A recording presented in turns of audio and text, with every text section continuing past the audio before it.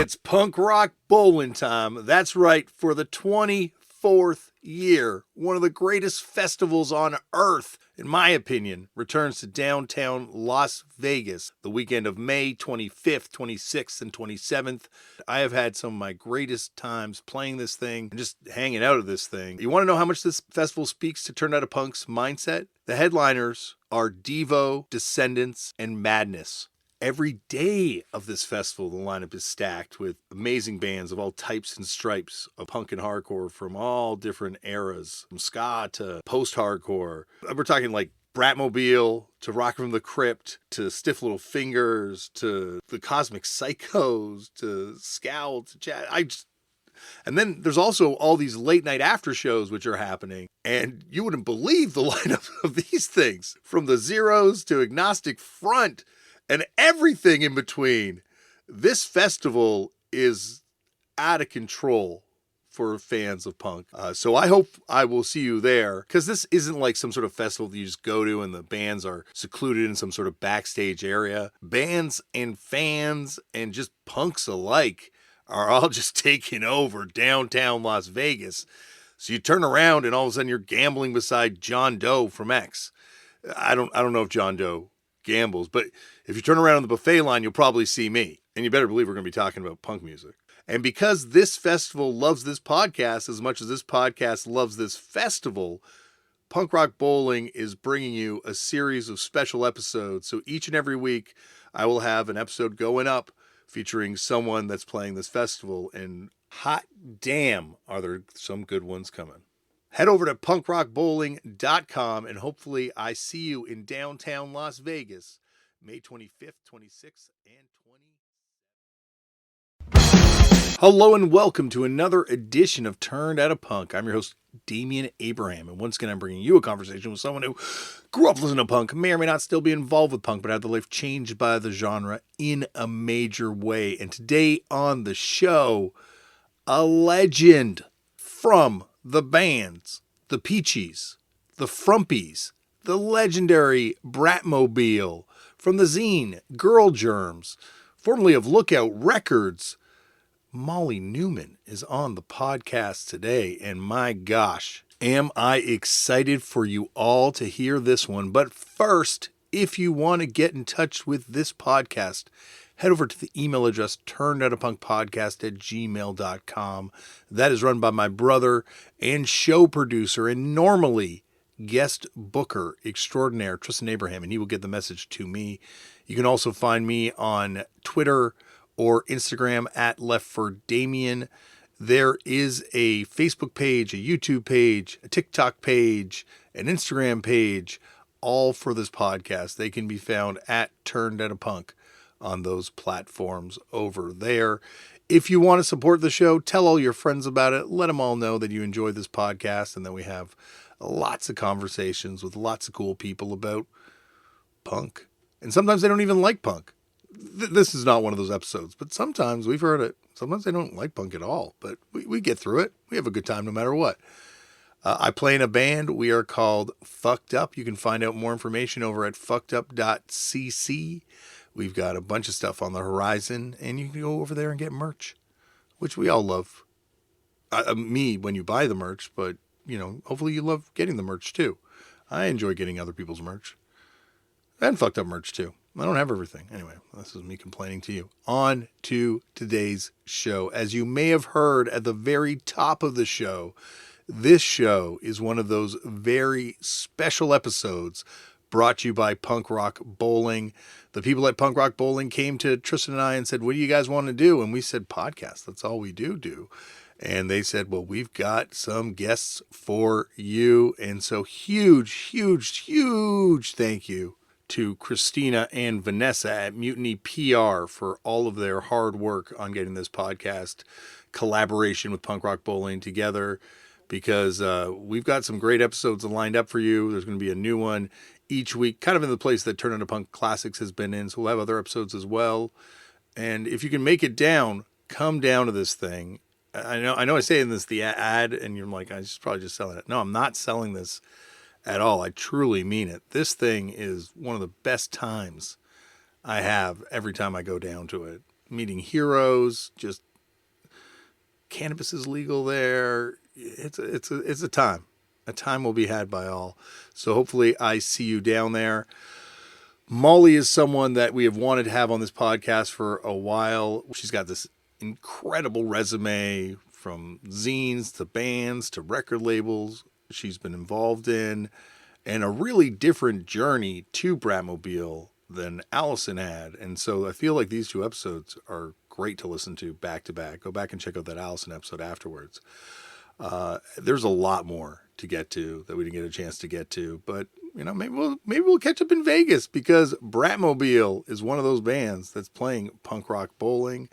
They are playing on the day with, oh my God, get this, Scowl, Quicksand, Kate Clover, Stiff Little Fingers, and Madness, and more. This is on the Monday, May 27th, and I will see you in the pit. I want to be up front. Until then, head over to punkrockbowling.com and grab your tickets. And also, you can catch Bratmobile doing a couple other shows beforehand in New York and some other places. Find out more information over at bratmobile.bandcamp.com or on social media or in the show description down below this podcast, depending on how you're listening to this thing. Anyway, it's in the show description of this podcast. And now, sit back and enjoy Molly Neuman on Turned Out a Punk. Molly, thank you so much for coming on the show. My pleasure. Thank you for asking me. I'm actually quite honored. I've been a fan and following, what you've been doing for a long time. And, some of my dear friends have been fortunate enough to be featured. And so it's like, maybe that'll happen for me someday. Well, let me start off with an apology then, because this is taking far too long. No, I really feel like, you and Allison are coming at this thing from kind of two different geographic places, and that coming together leads to a lot of stuff happening in this punk scene. And I want to dive into all that with you. So I'm very excited for this thing. But awesome. I got to start off the way they all start off, which is, Molly, how'd you get into punk? From the first time you ever came across it?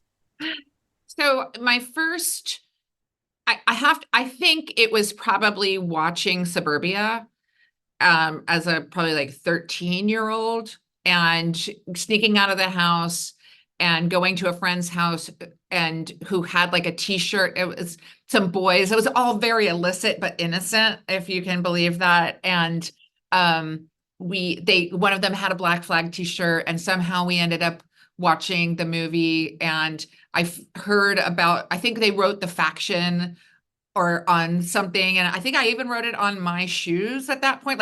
Skate punk was happening, but it was in California. I was in Maryland and DC. And so I had this sort of understanding. Obviously, it was a little bit of a media sensationalism around punks with Liberty Spikes and the whole thing. And there was a store in DC called Commander Salamander where you could get punk things.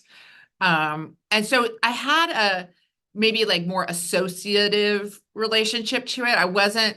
I didn't know anyone who was an actual punk rocker, but I did know some skateboarders, one of whom became sort of, we are from the same communities, Jason Farrell. He's the older brother of one of my friends from 7th grade. And and he was very handsome then. And, we were as little girls, we were oh, there's this sort of skate scene happening. And that's how it all evolved. But probably the thing that maybe connected me more than anything, I had a tape that someone made for me in my first year of high school that had a Rite of Spring song on it. And it really did kind of cut through a lot of noise for me. It had What For Want Of on it, which has remained for 35 years, probably my favorite song of theirs. And that was how I got into punk. It's funny because, Ian is one to always bring it up that DC punk and skateboarding were intrinsically linked. Right. He told me one time that there's nothing that can be punk. You can't have punk anything other than skateboarding. You couldn't say, I'm a big fan of saying punk wrestling connection. He's like, no. It doesn't exist. It's only punk skateboarding. So even though like you're saying it's California, there is that really strong, I guess it runs throughout hardcore, but certainly in DC connection. Yeah.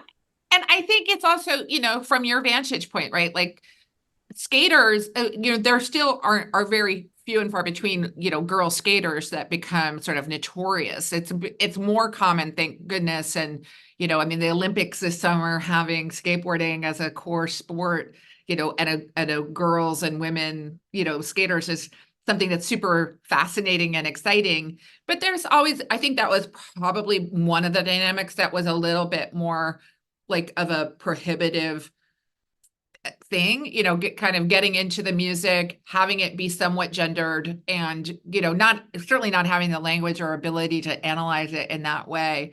But it was probably, you did not see girl skate gangs. That wasn't who I was observing. So, having that as be also kind of like a parallel to, women and girls playing music, is, there's something there too. Absolutely. It's funny you say that because like it's another thing that's kind of come up on the show. Like I think Keith Morris said it when he was on that like you look at West Coast punk and that hardcore scene that kind of came in and drove out a lot of the original punks, according to I guess legend at this point too. Yeah. He's like, we were beach kids, like we were jock kids. We were used to being outside, and there is, and this is sacrilege, I guess, to a lot of skateboarders, but it was interesting. It's a lot like punk with this sort of like commerce entertainment pull and this artistic pull with it. You see it with Yeah. skateboarding where it's like a sport, and then there's also this sort of countercultural pull, but it is fraternal jocular kind of vibes in both hardcore and in skateboarding in a lot of ways. Yeah. And this is in the 80s, right? So, just a completely different universe to what we're kind of dealing with now. But I think I always, when I did start to, learn more or like find out more about bands that were playing and learn more about music and be drawn to it in a more community or sort of like connected way, there's something there that kind of needed a little bit of space and safety. And that actually happened for me in Eugene, Oregon, and not in Washington, D.C. So where I went to college, where I found my pseudo life, de facto life partner in Allison Wolf. We have that was another kind of way, maybe a little bit less intimidating, because DC is, it's a big city. It's very, fragmented at that time in lots of different ways. And, going downtown to a club as a teenager wasn't something my parents were super excited about supporting. And I didn't really have a buddy or a pal or anyone to kind of help me make that happen officially or unofficially. So, I mean, it did take a little bit. Allison and I met when I was 18. We just happened to meet in college on the West Coast. So that was sort of then it all starts to kind of come together in a funny way. Well, it's also, I think a lot of it is the change that you guys brought to it, where I think Allison even brought up a lot when she was on the show. You look at DC, and this is not to undercut any of the women that were involved in DC For hardcore, sure.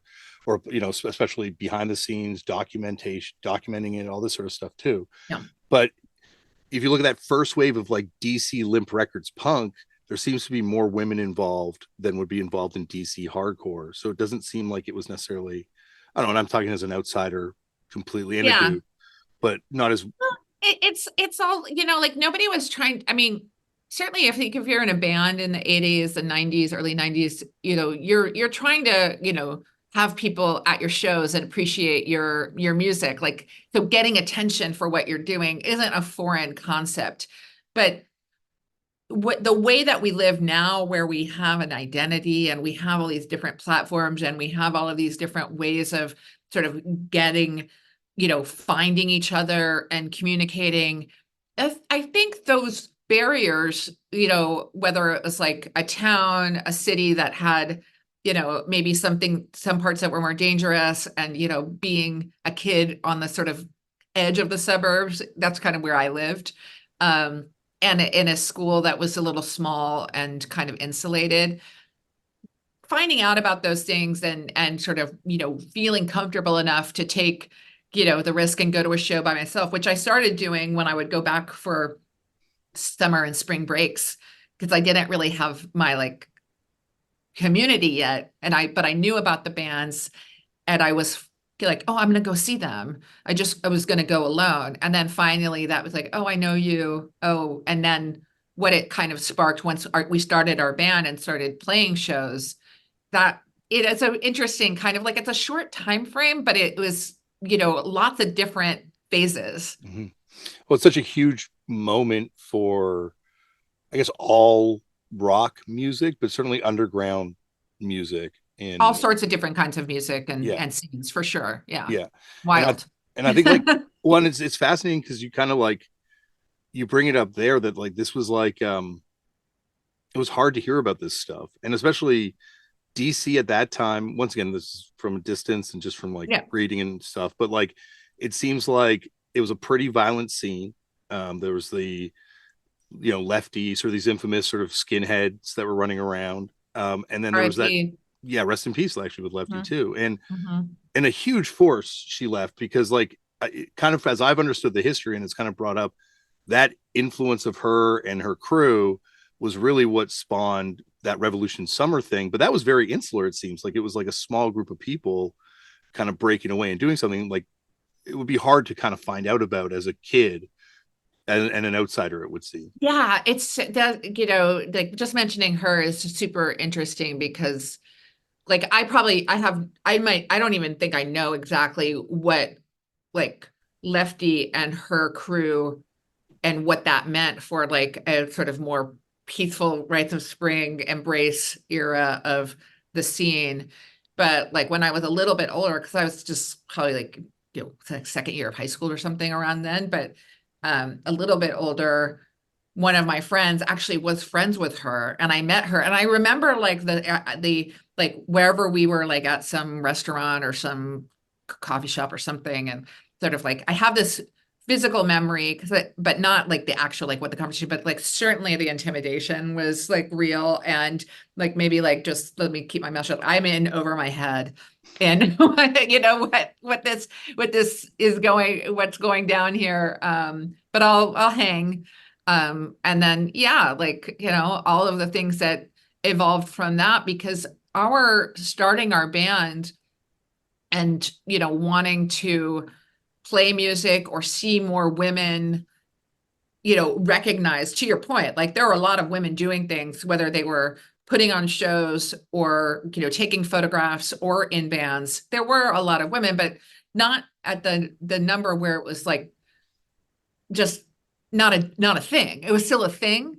And I think what we were trying to do when we started our fanzine at first, which was called Girl Germs, and then we started our band in Bratmobile, was let's just talk about everyone that we know so that there's some documentation, which I think also aligns a little bit with like what Kay and Discord and other like regional labels were doing. Like if you don't document it, that's the loss. So let's recognize that there are women making music in all sorts of different genres in all different places. And then why don't we just start ourselves, as amateurish and as innocent as we were about songwriting or, the craft of it all, is we're like, we have something to say. We, have a lot of energy. We have some attitude because, your youthful innocence. And let's do what we can. I think calling it out, which was some of the negative dynamic that we dealt with, like with some of our friends or, contemporaries in Olympia, for example, or maybe even some other, parts of our scene, was like calling out the fact that there weren't enough girls and women doing things, kind of put some people on the defense. And so then you kind of have to think, well, we're not anti-boy, we're pro-girl. Like there had to be that sort of qualification. But that was a weird time. I mean, it was really not an accepted, no, fact that there weren't enough women and girls doing things. Mm-hmm. Whereas now, I mean, we've done so much work. There's been so many sort of, phases of evolution. And now we do see the presence of and dominance of a lot of women in lots of different areas. But I think the facts remain that there's still could be more. Yeah, definitely. But I think the work that you guys did by naming it and by giving like you carved out a space for it that didn't exist prior to punk and hardcore. And I think that once again, that is not to undercut anyone else's work who had to carve space in a scene that was not giving them space and so Yeah. made space. But you guys almost like built a scene, and that's what I've always found so awesome about it is it's almost like as much as it's an exercise in being part of the punk continuum, it's also an exercise in like scene building Mhm. and like um and I really you see it when you look at JD's like Bruce's zine Yeah. and you look at like the stuff that the Fifth Column people were doing Yeah. where they didn't necessarily see a scene in one place, so it's almost like you build a scene by pulling all these things together, putting it under one place, especially with Bruce and the queercore thing, where he's Yeah. taking songs that are homophobic in some cases and turning them on their head and being like, no, this is a gay anthem for gay punks. Yeah. And I think it's funny, like there's certain things about for Allison and me, our personalities. I mean, I think we're both extremely social in kind of different ways, but we love hanging out. We love talking, meeting people. And she's like, as we've grown, not older, but as we've, there Matured, have been matured. some years between then and now, whatever you want to call it. I mean, I think we have different thresholds, or I'm a little more like of a grump and less, able to hang out as much, but she can still hang. And, that was, we would go to shows, we would talk to each other. We were, kind of silly in our, like, we had cool outfits and, like super irreverent and, just talk to anyone. And we were fans. So that, we were interested in pretty much anyone's story, probably like yours. Like that's why you're, telling all these stories or getting people to tell them with you is there, we wanted to do that. And that helped with our fanzine. It helped us in that time where if we, the main way you would communicate with people that you admired was through letters, maybe a phone call if you were brave enough.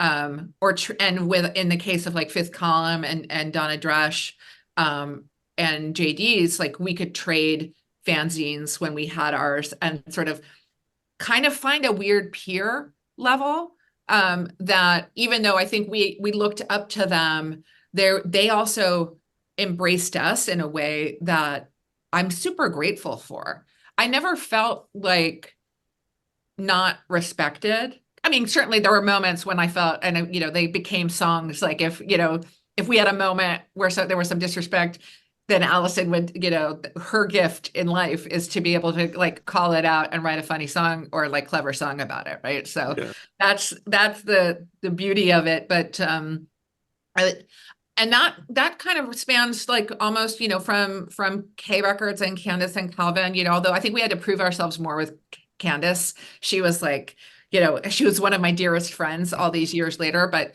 she was not just for women. Everyone had to kind of like demonstrate their value a little bit and like put their best foot forward with her, which I appreciate entirely.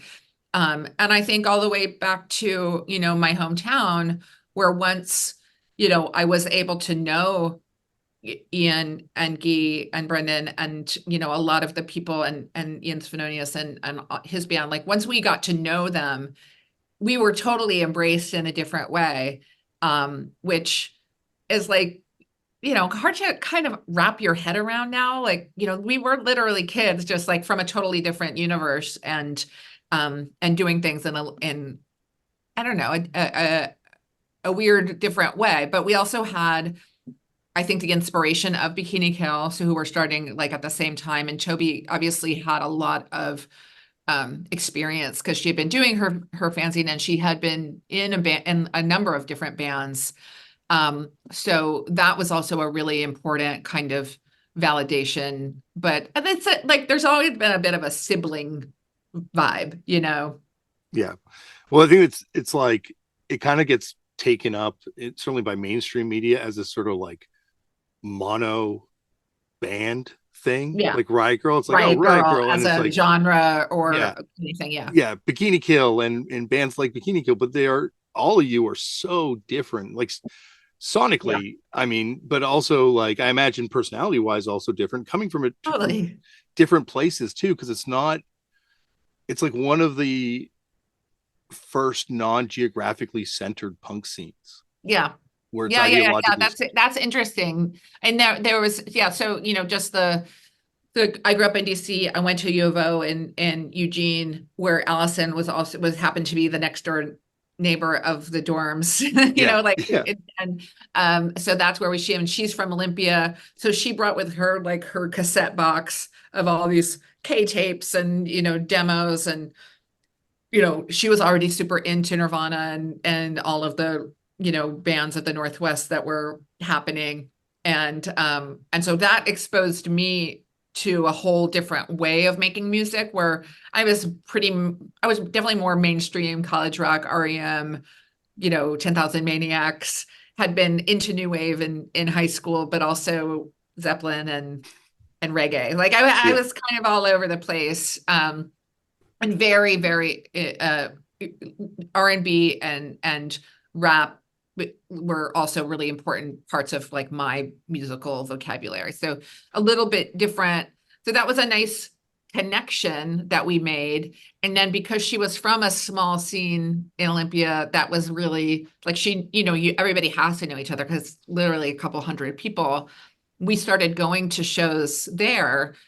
And then, the first show I got to see in Olympia was Beat Happening, Melvin's, Nirvana, or maybe it was, yeah, Beat Happening, Nirvana, Melvin's. Melvin's was the most popular band of the area. And probably like arguably Olympia still remains number one, for From what I've picked up, I would say the same thing. yeah. That's like, of all the people you've talked to, like that, they were the one that with the most like, mind and body melting. Um, but that for me, I definitely was like, wait, what is this? And Nirvana was so catchy and so rockin' that you couldn't help but like be impacted by it. And Beat Happening was so wildly nothing I'd ever heard. And for me, that was probably the most important, like for my own musical journey, because it's so straightforward. Arguably, some people might call it simple. I don't think that's probably the best way to describe it, but it's not fussy whatsoever. So you can be like, oh my God, there's a super powerful melody, this super powerful beat, and interesting lyrics and that are super clever, um, with a unique voice. And, both Heather and Calvin have unique voices, and so that was also very transformational. Like I was probably the most obsessed with that.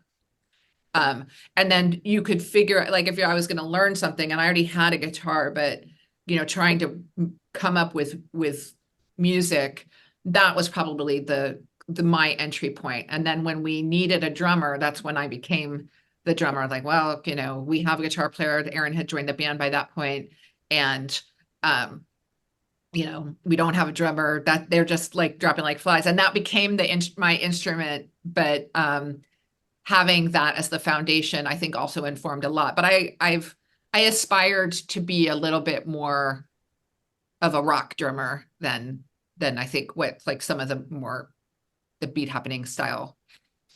Yeah, like there's like that almost that kind of, and I mean this in an amazing way because I love her drumming, not her politics, but Mo Tucker version of drumming versus I think what you're doing, which is like I love your drumming. Like it's like Thank you.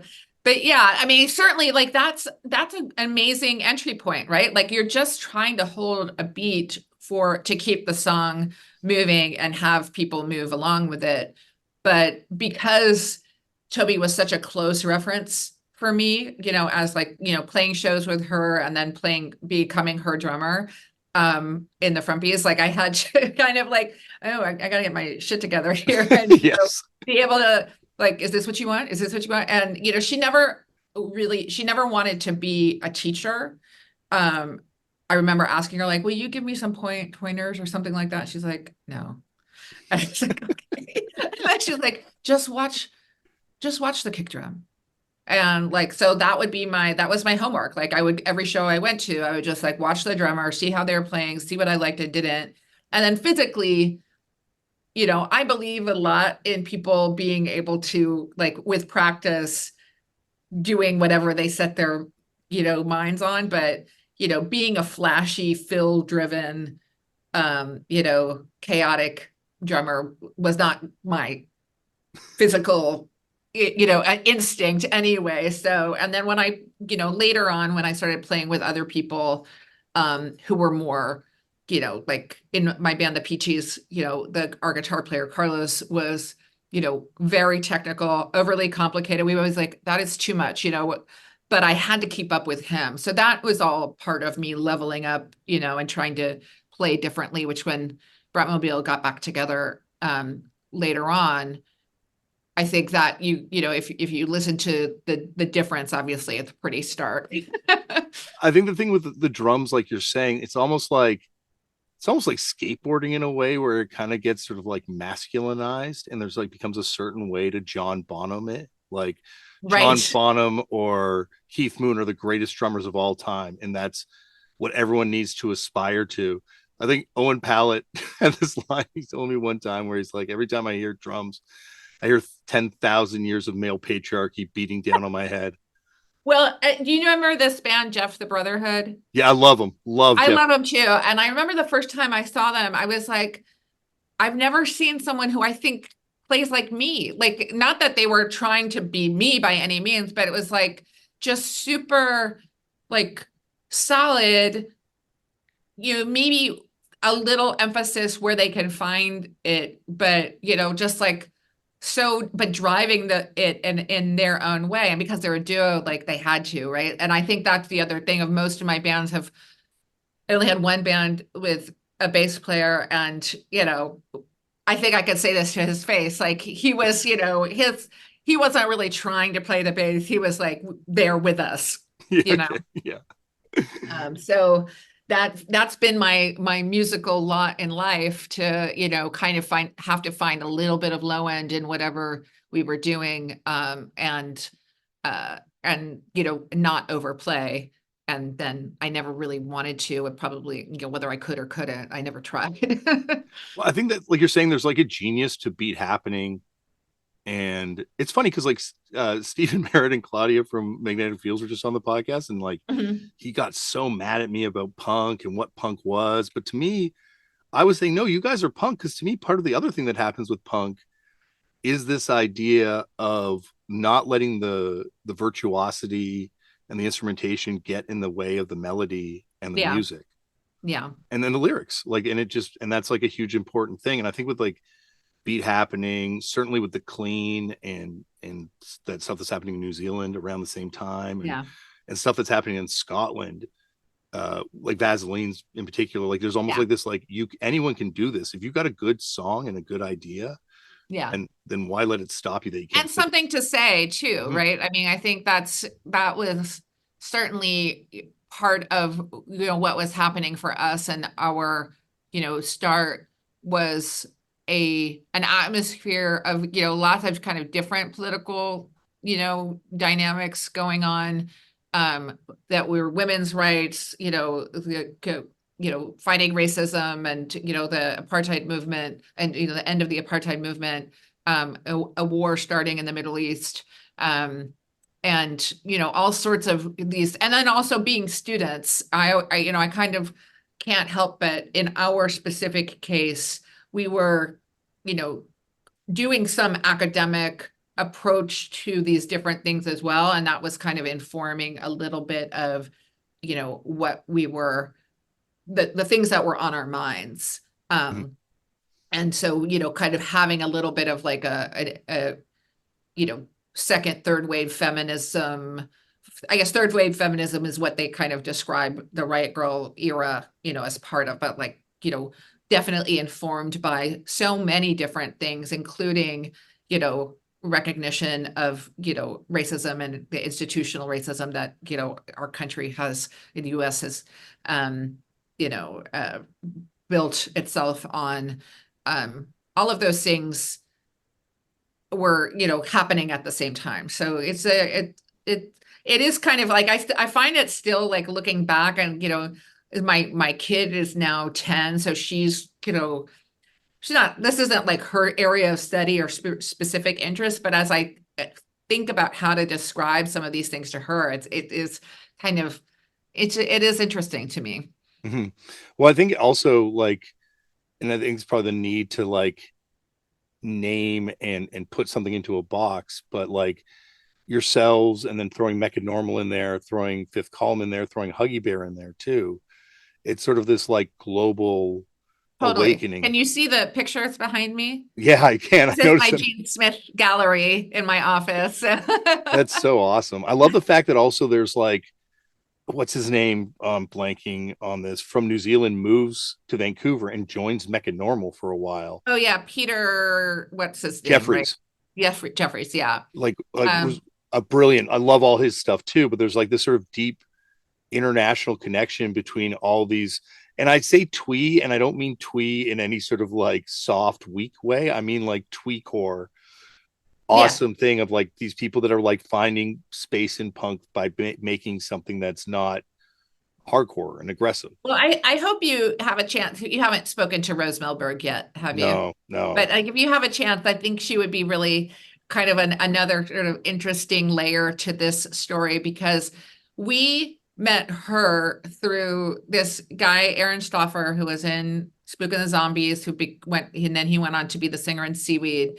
And Aaron and Rose, I think, were pen pals. So she was from Sacramento and sort of a fan of things K, but also she was um very informed through some, an older person who had like, exposed her to some music. She really knows a lot about music and a lot about like internet, from Australia to Scotland and everything in between in that era.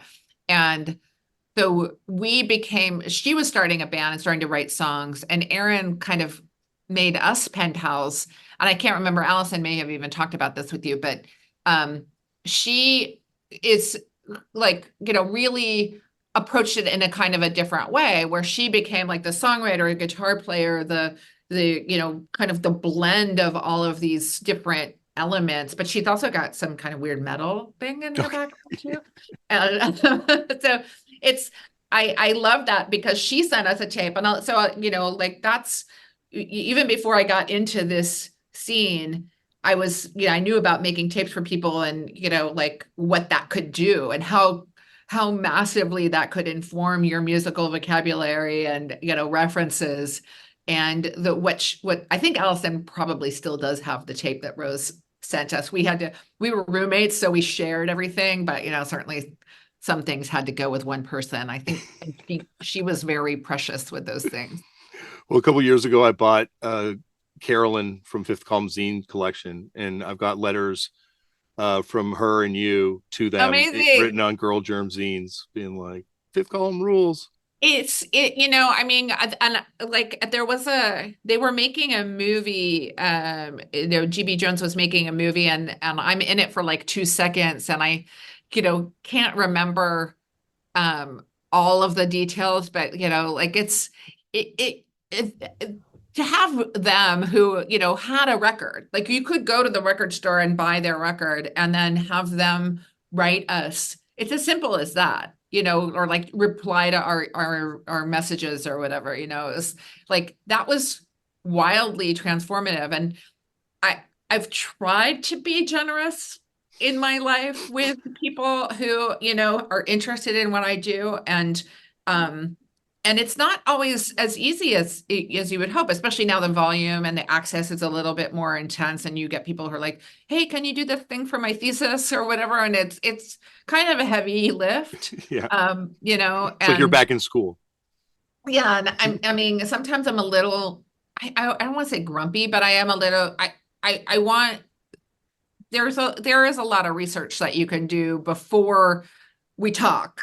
So, I like having conversations with people, and I certainly like having conversations with, young women who are, interested in things that I do, but I'm always like, do check a little bit of the facts first so we can have a conversation instead of me answering, well, we met at the, this is what Riot Grrl was or isn't, and that kind of thing. Well, especially with something like Riot Grrl, because I think it spread, like you kind of said earlier, it spread so quickly. like Yeah.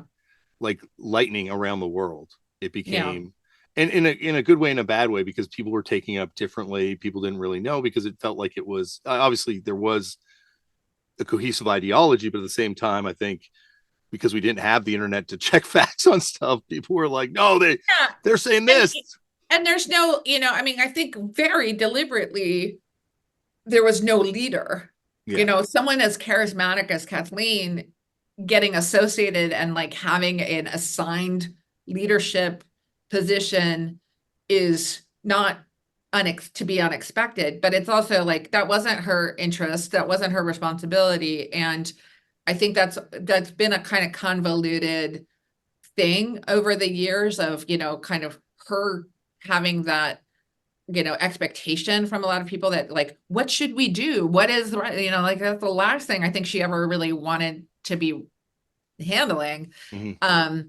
And I think in a more radical organizational design, lack of design, it was never meant to be anything specific. So a lot of these sort of self-formed, self-managed, self-governed, if you will, kind of like little units that grew up, I think that was always the cool vision. Who are we to say what your community needs, other than you should find the safety and space to make music and help other people and hear voices, especially because one of the things that clearly was needed was a way to talk about pain and, sort of um, some of the things that had become a little bit, unfortunately, normal for so many people in terms of, family and abuse and other things that, are really big, big topics, but there was no real space for that conversation. Mm-hmm. And I think in punk and hardcore, if you were talking about pain prior to this, it had to be kind of that Rites of Spring, scream it on the floor. And I think that was the thing that Yeah, aggressively emoting, right. which I love and there's space for. But I think that was the takeaway for everyone from all the bands and the Olympia wave that Riot Grrl, I guess, gets shorthanded for. But like that there was like this sort of, you can be emotive in different ways that doesn't have to be screaming. I haven't thought about this too much, but, it does occur to me that, the way that society has kind of progressed in accepting neurological differences or different sort of like, mental health issues or, sensitivities. There's a language around all of those things that kind of didn't exist at all before, whether a psychological, matter would be like a diagnosis and a certain kind of treatment, but it was so taboo and so, you know, removed. Like a lot of the sort of like self-soothing of music, you could see in a lot of these bands of, like I just have to like express it and, and sort of move through it. Um, and and now, like thinking a little bit about, and obviously you're a parent, right? Mm-hmm, Like, mm-hmm. sort of like in how we're guiding, this new generation of like how to feel and how to own their own emotions and to feel okay with not being okay all the time, right? Like that's so corny, but it's so true. It's really interesting. So I think what we'll see from this generation in terms of music also might be, refreshing or revealing in a different way. Well, I think it's just part of the language now. Like Yeah. it's interesting how like musical language, especially like the way mainstream, not just Riot Grrl, but emo or straight edge, like these incredibly nuanced parts of punk culture that just become shorthanded into just mass culture and wind up meaning something kind of different, but just becoming part of the language. Yeah. Well, it's funny because, in my career journey, sort of like where I've tried to remain a punk, even in my current life, and which is more like corporate reality. I worked for a while with The Locust, Yep. who was Oh like, yeah. arguably one of the least accessible bands, although genius, and most people who get the locust get it, really, really well. But, you know, like what is going on physically, orally, like what is happening here? We Like, were I was talking about with a friend the other day. It's like how hardcore fashion changed immediately after that first Locust tour when they went across and they went up to Canada the too. So haircuts. the haircuts, the white belts, the tight shirts, and prior to that, it had been like baggy ass Jinko jeans and a triple XL shirt. Now it was like completely turned on its head. But you look at where that kind of went and how that winds up becoming one of the largest cultural exports of that era from Right. hardcore into the hot topic era. Is there room for a book like the sartorial journey of hardcore? I mean, because the first ones to call it out obviously were Ulysses, Mm-hmm. right? Like my Mm-hmm. t-shirt says everything. Yeah. And they were, so specific in their look, and that was like a revelation. And then I think when you look at their tour and where they played and what happened in the days and weeks and months and years after, then there's a direct line to San Diego and, what happened with Locust and Swing Kids and all of that too. Like it's pretty awesome. And then, even now how Ian, has maintained a style or, evolved a style that is like 100% authentic to him. Yeah. And it's, it's pretty incredible. Oh, absolutely. I think you could definitely do probably for punk too, but certainly hardcore, like the way certain records hit and it Yeah. just changes the landscape and everyone's like, oh, okay, we're going to be like this now. Like I was talking to Dan from Lifetime yesterday and just being like, after New Jersey's Best Dancers came out, like every hardcore band was like, okay, let's become a pop punk band.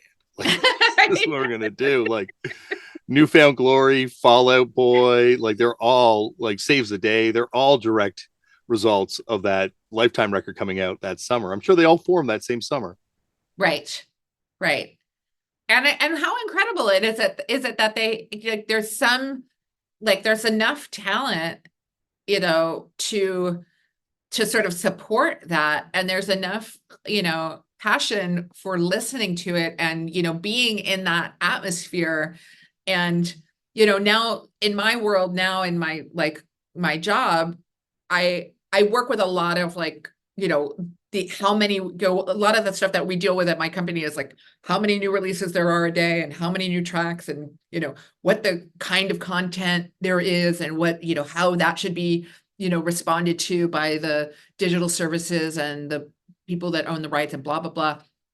But it is like, I one way that I connect what I do now with where I started is, you know, if you have the passion and the energy to create something, it's not that big a deal if nobody's there. I've certainly played enough rooms where there were 4/1 person, in the audience. Like if it was like the sound person plus whoever was standing there, like I don't know, it's more than 5 times that's been like travel overnight, be brutally tired, have to play for no one.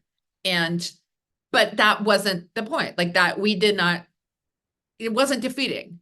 It might have been depressing, but it didn't defeat us because we were willing to, like, we wanted to do the thing that we were doing, which was make music, play it, be together, do all of the different things. So the fact that now it's on this, massively, wildly different scale, but there are people who are still trying to categorize this whole universe as like garbage or non-professional or whatever the sort of association that you get now is still a joke, because you can have a massive impact like Lifetime did or like our band did in certain ways. And I'm fortunate enough that my community kind of had some incredible examples of this that sparks this whole other way to resonate around the music. And it's absolutely legitimate, valuable. Who cares if it's professional?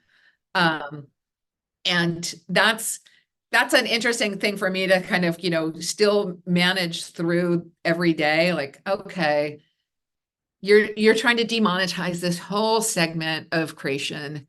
And some people really are upset about that. I think that there's a different way to look at it too, which is like not saying that if you're making music, you don't deserve to be remunerated or compensated for it by any means. But once you get beyond that as your main motivation, you still may find all different kinds of success. And you may actually find massively commercial success in the case of Fall Out Boy, right? Like it's so interesting. Well, I think punk is where you really get that redefining of that metric of success for the first time. Yeah. Like DIY music has existed forever, but it was always like a means to an end of like, I'm doing this because I can't find someone else to put out my record. In most cases, I'm sure there's from talking to Stephen Merritt, how much he called me on my shit. I know there's definitely examples that I'm forgetting, but It's like, infinite. yeah, but like the when punk happens, all of a sudden you do this because you're doing it in service of this thing that you're a part of. Like there's Yeah. no, and success doesn't mean playing to a lot of people. Success doesn't necessarily even mean having a record come out. Success means just doing it and being part of it. And like you're saying, there was no remuneration. There was no hope of making money on it. No, it's so interesting now, especially because playing shows again after so long, and everything is, from 30 years ago when we started, to 20 years ago when we kind of stopped playing, to now it's changed 1,000 different times in 1,000 different ways. And how to manage, okay, we don't have to get into a van and drive across the country and be, and play in between the coasts with a whole range of, sizes of audiences, or possibilities. We can kind of tighten it up. And we didn't have JetBlue and Southwest at our disposal to kind of like make you know fly-ins or like rent equipment in the same way. Like it's just literally like so many things are structurally different, and there's a whole different kind of accessibility. And we're a little bit more experienced, obviously. But that gives us like a new, but that doesn't mean like, there's no challenges. It just, now it's logistics of like, okay, you happen to be here, you're up there, I'm here. Like, how are we going to practice? How are we going to play? What's it going to look like? This isn't a full-time gig.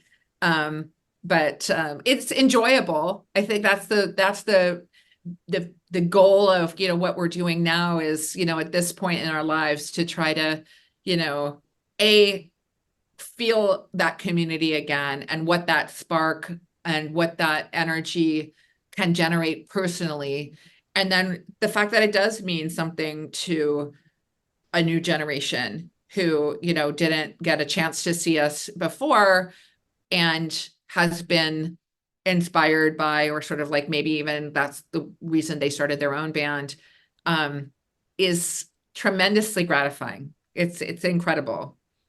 Yeah, because I can imagine the tours back then, not all the shows, obviously, but there were certainly probably some shows where you're running into conflicts with openers or with kids at the show and Yes, fighting there was a fighting for the show we world. played. I'm not going to name the band, but they were like a garagey band, and the venue was in Kentucky, but on the Cincinnati border.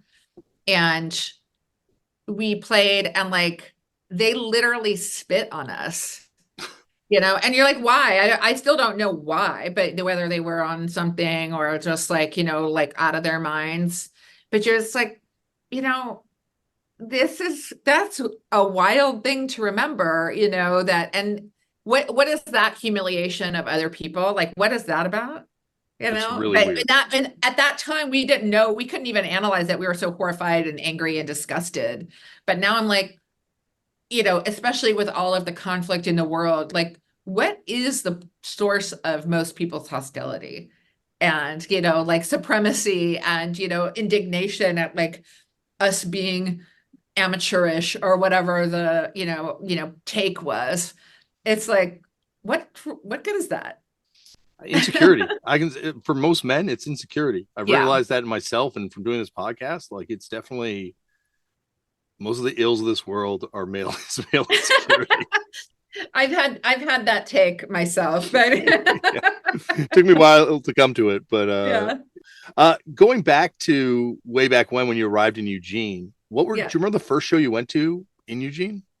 Uh, I mean, there were bands like the Dharma Bums. There were bands like the Thinkin' Fellers. They were on our circuit. I think Vomit Lunch was on our circuit, which is a Sacramento band. But uh, so Was in that first year, probably those were some of the bands that we saw. were Snake Pit still going?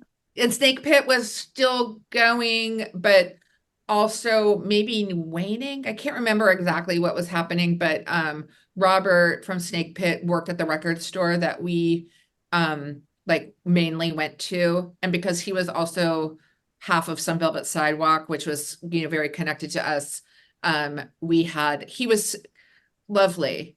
Like just could not have been more of a, someone that probably I would have been intimidated by, and not because of his stature, but just because of his association with Snake Pit and bands and stuff. And he was encouraging and helped us like, because a lot of what we literally had to do is go through bins and like look on the back for names to Yeah. see if it was something we wanted that might have a girl in it that we might want to like take a risk and buy.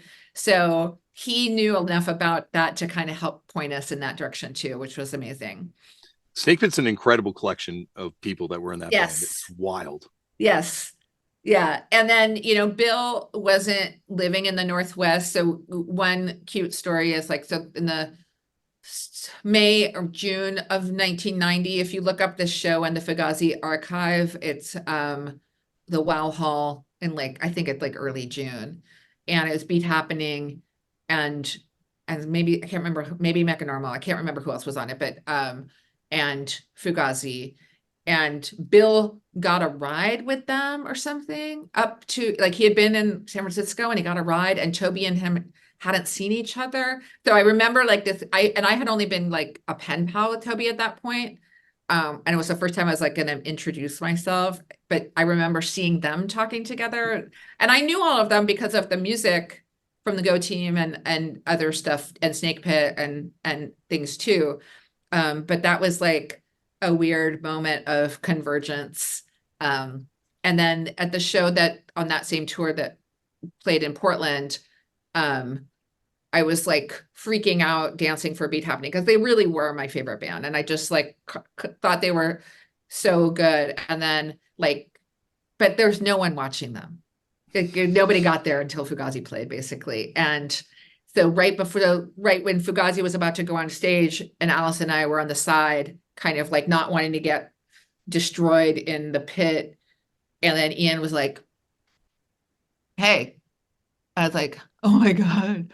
And he was like, you're a good dancer. And I was like, oh, thank you. In my head, I tried to play it cool.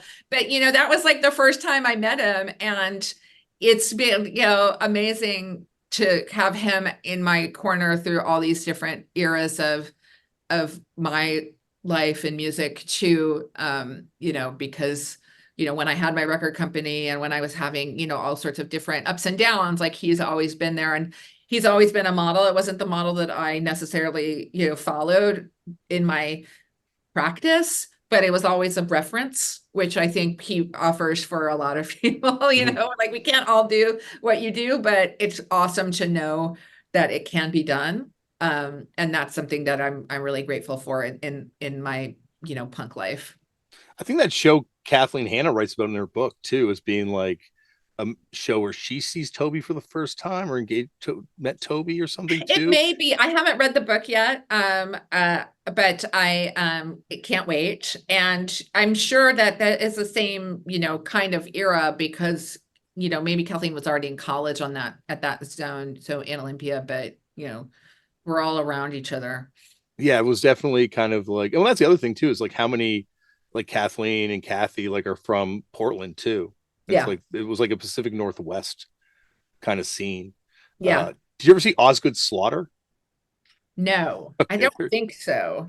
they're like a random Poison Idea affiliated band that's from Nice. Eugene too. So I don't think so, but yeah, we saw like, there was a bar that a lot of bands would play at, we couldn't get into. because it was such a small town that if you had a fake idea, it would be kind of a joke. But we were able to see, I think it's called 13th Street Tavern. I can't remember, but like you could kind of watch through the window. And so, Hole played there and L7, I think, and other bands that we would want to see. But that we didn't play the all ages show. So when did you first move to Eugene? 89. So it's crazy because like by 92, everything's exploded. It's like what a Yeah. wild 3-year period. Yeah, and we moved in 91 to Olympia. So we went to school there for 2 years and then we transferred. And then, obviously Nevermind came out in September of 91. And that was a whole, change in the, the tectonic plates, basically. But there was so much stuff happening leading up to that and so much different, energy and so much good music. Yeah, like I'm always interested by that relationship to Nirvana, because Nirvana obviously is from sort of this underground scene, but it feels like by the time they explode, it's really removed from Yeah. all the other energy that's kind of happening around in I guess underground music, punk music, for lack of a better term. Like it Yeah. feels like it was but I don't know, did it feel like still close? Well, yeah, I mean, they weren't like that wasn't my close friends. I mean, I think I was definitely like an arm's length kind of away, but I was in, sort of in different environments when, I think Kurt was deciding not to be on Sub Pop, for example, and, kind of that, like maybe that would have been the year before, like in 90. Mm-hmm. But and then because they covered the Vaselines and Molly's Lips, I was, kind of like centered myself in that way around them. I love that song, and then I love their version too. And so that was like, anytime that would get played, I would freak out and, die over that. And uh yeah, I mean, I think they played the International Pop Underground convention like at some point out on campus at Evergreen, and then I think Nevermind came out a little bit after that, and it was a totally different universe. But the last show, before Bikini Kill went on tour and kind of like left and moved to DC, the last show was Halloween with Nirvana at the Paramount in Seattle, and that was a pretty like defining moment too. Mm-hmm.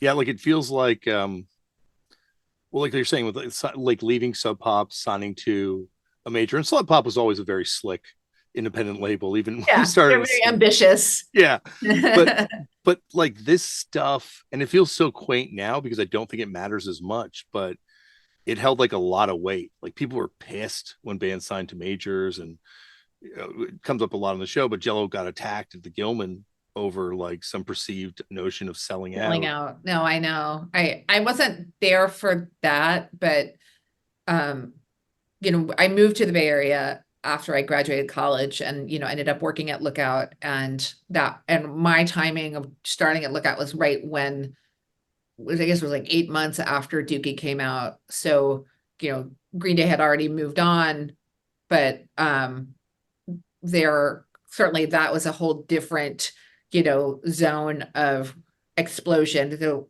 it was right like that August, what I think was when Woodstock 94 happened. And that was like when they kind of really hit the stratosphere. Yeah, that's And when so, I found out about them. So, yeah, yeah.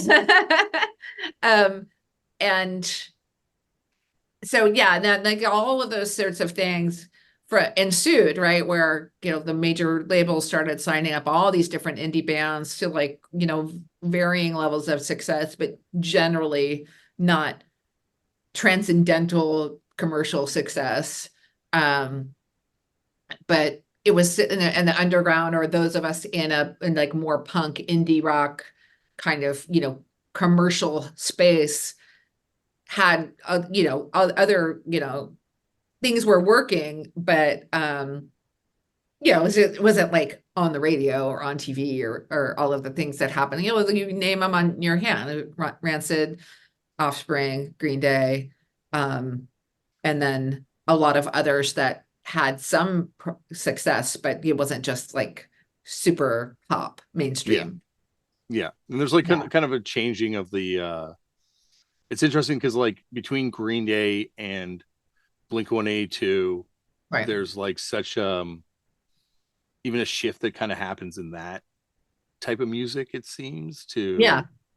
to like it starts becoming a lot more commercialized in the way that it's even distributed, or like not maybe distributed but like promoted, or like Yeah. I mean, this is probably like a part two on the like the industry, yeah, like, because the what I've because my career got, instead of becoming a musician for my career, I ended up being a weird business person in all these different sort of angles or corners of the music industry. And so I've been able to learn on the front lines a little bit about what the constraints are and what the main motivations are, and how retail impacted a lot of these things, and how radio and TV and now streaming and all of the commercial constructs that we have to operate within, and where those are all really held, yes, how that all really works. And the industry has never really been built on what the music audience kind of wants, or how it's been maintained and prioritized mostly by the businesses. And that's so messed up in so many ways. And we still kind of suffer through a lot of that, even as we're changing and things are, like, theoretically, more people we know can make music, more people can put it into the universe, more people can listen to it, but there still are these sort of gatekeepers, or self-assigned gatekeepers, that are trying to keep it, you know, consistent, if mm-hmm. you When if you look at like who made it, like Nirvana, Green Day, even Rancid, like they're all like good looking, writing commercially pop songs. The Offspring to me, and even Blink 182 as well, the Offspring are the outlier there. Because like a guy with Bo Derek hair with like a super nasally voice, the songs are weird. Like it's on like a big but independent label. Like that's the glitch of the Matrix in that explosion to me. Yeah, there's so many things, and then obviously the challenges and pain that a lot of people have had to suffer through, and we were talking a little bit about mental health, and sort of like music as a method for managing that, but it's obviously we have some of the more painful and like examples of that not being the case, and um you know, also for what was the purpose of that? To be more commercial, to be more like to sort of feed the machine, if you will, and like without the right protections and guidance and sort of like caution. Um, so I know that that won't ever be eliminated, but I'm grateful that there's more of a like conscience and consciousness, I mean, um about that now. Like, I was just in Austin for South by Southwest, for example, and one of my dear friends, Marnie Wadner, was running a whole like mental health program for musicians and label people and industry people. Like that's a mainstream conversation now within the music industry, which is, so welcome and refreshing, even though it's still needed. Burnout is happening. There's, whatever self-medication still happening, but um, that's an interesting other thing to have sort of observed in terms of change over this time. Well, I think it's such a constant in punk rock is people that are dealing with mental health issues on all sorts of levels, and it becomes a place where if you don't fit into normal society, you can be in its ideal, be safe and be creative and for that then to become your cap and trade, and for people to trade on that, uh, struggles with mental health. I mean, like it's good that the industry is finally waking up to Yeah. why it's important to keep these people alive. And I think obviously punk is just bullshit, but at the end of the day, it's also like something that means so much to us, and it stays with us for a long time. Like you're saying with, we talk about Ian MacKaye, and it's almost like this sort of like separate from the person, but almost become like a religious icon in a lot of ways, where it's gives people strength, or they draw strength from it. And this thing that if you get alienated from or leave, and you're all of a sudden part of like another world, it's like a loss of community. It's like a loss of religion, and it's going to have deep impacts on people. And I think we kind of undervalue and underestimate sometimes the impacts that being alienated from a punk community could have on someone's mental health. Yeah, yeah, yeah, yeah. And I hope that, like, but I think in my personal case, and I think in the cases of most of the people that I'm fortunate enough to, still be so close with, part of what this gift has been is finding your own path, right? And a feeling a bravery or confidence or whatever it is to do things that might not have an explicit model, but there's a kernel of inspiration. A lot of times people ask me about like who my mentor was. That's like very, in vogue corporate reality of like, what's like do a mentorship program, and who's, like, will you be my mentor? Who was your mentor? And I never really thought of my relationships in that way exactly, that, I was fortunate enough to have lots of powerful, not by owning things, but by just their own energy, people to observe and to find ways to take that into my own life and what my own personal passions and goals were. And to try to be cool, like to be respectful wherever possible. It's not universally successful, but whenever I could, and then to just like take a bit of a risk here and there, and to be curious enough about what I don't know to kind of take a risk wherever I could, and like, oh, let me try that. And so that's what I've done kind of in my job life of, oh, I didn't really know how that, I didn't really see myself or someone who looked like me doing what that is, but I can figure it out, hopefully, Yeah. and have enough support along the way to do that. And so I really do connect that back to my DIY/punk community. And I'm really grateful for that. Yeah, no, I think you're right 100% that it becomes something that you carry with you in your own way later in Yeah. life as an Yeah. adult. I think it's these young people too, and the importance we place on the words of young people, and the culture that young people make in this, and the pressure that goes along with it.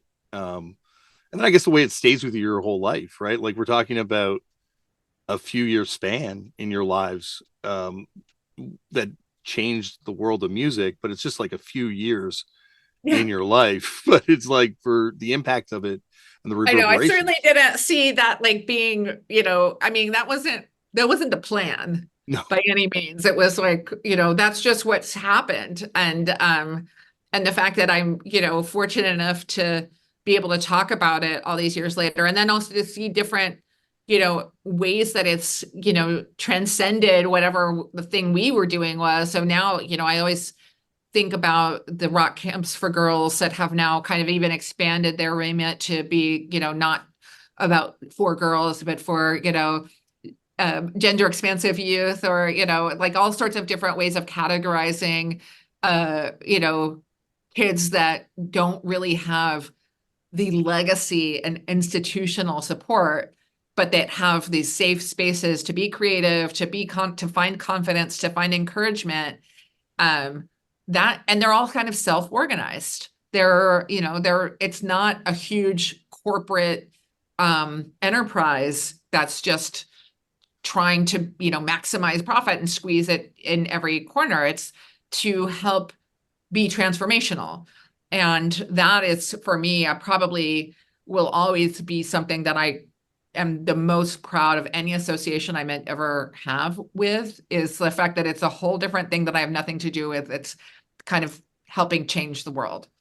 Well, I think you can look at what you did with zines. I learned about zines in university, Right? and my kids learned about zines in elementary school. And it's like it wasn't like that started in Olympia, but like they weren't learning about sniffing glue when I wasn't learning about sniffing glue when my professors were talking about it in school. Like Yeah. it is it's amazing like the impact that young people can have on this world. And I think that's like you're saying, like the inspirational kernel from this is that you can change the world and Yeah. use the tools that are available to you, be it a tape deck or a photocopier, and Right. have at it. Yeah. Yeah. And there's like it also the Neapolitan compilation that you guys are on, like one of Uh-huh. the first things you're on, 92. Yes. It's like you, Dave Grohl, Proto Foo Fighters, the Lilies, and pre Summerland Whirls. Like it's like what I a know. I killer know. 7 inch.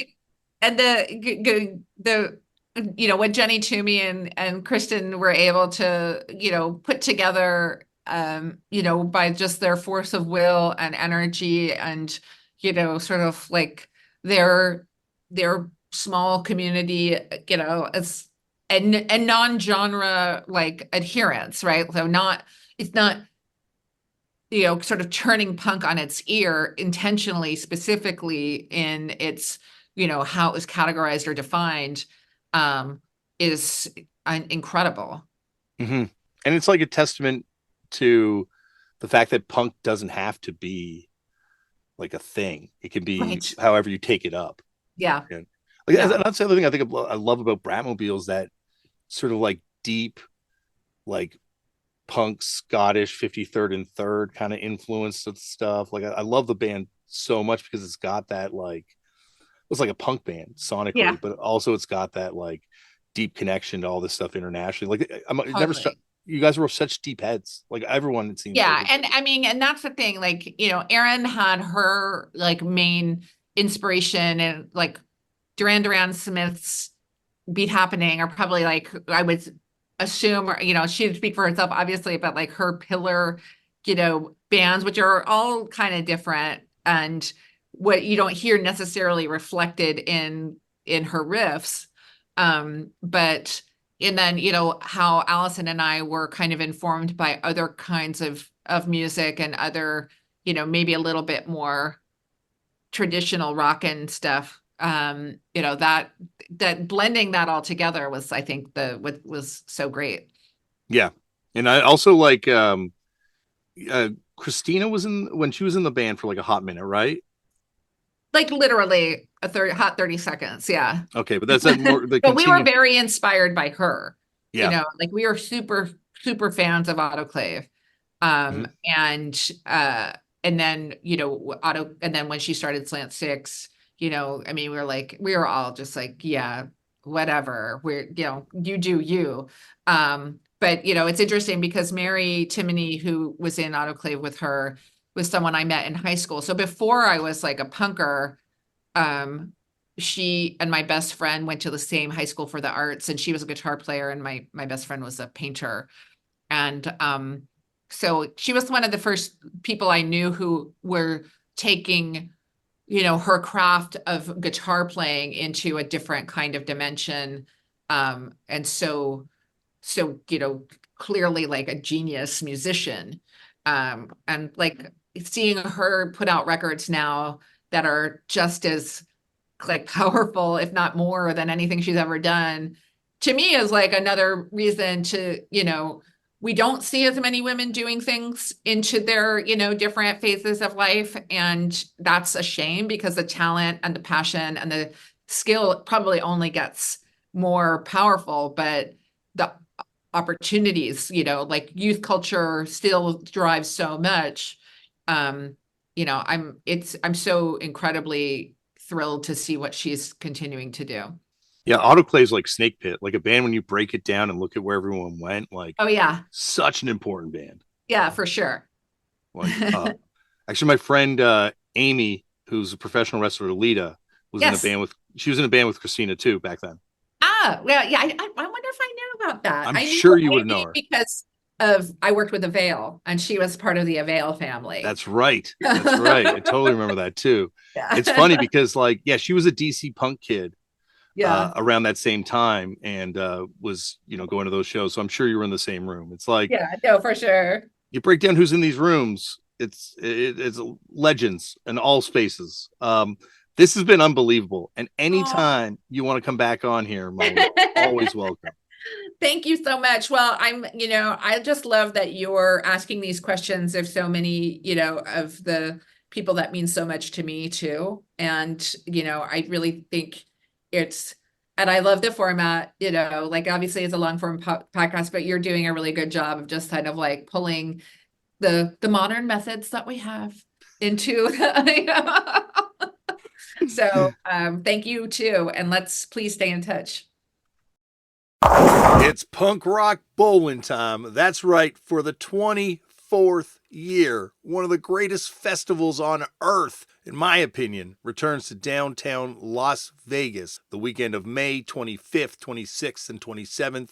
I have had some of my greatest times playing this thing and just hanging out at this thing. You want to know how much this festival speaks to Turn Out a Punk's mindset? The headliners are Devo, Descendants, and Madness.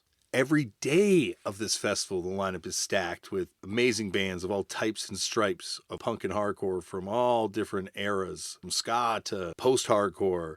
We're talking like Bratmobile to Rock from the Crypt to Stiff Little Fingers to the Cosmic Psychos to Scowl to Chad.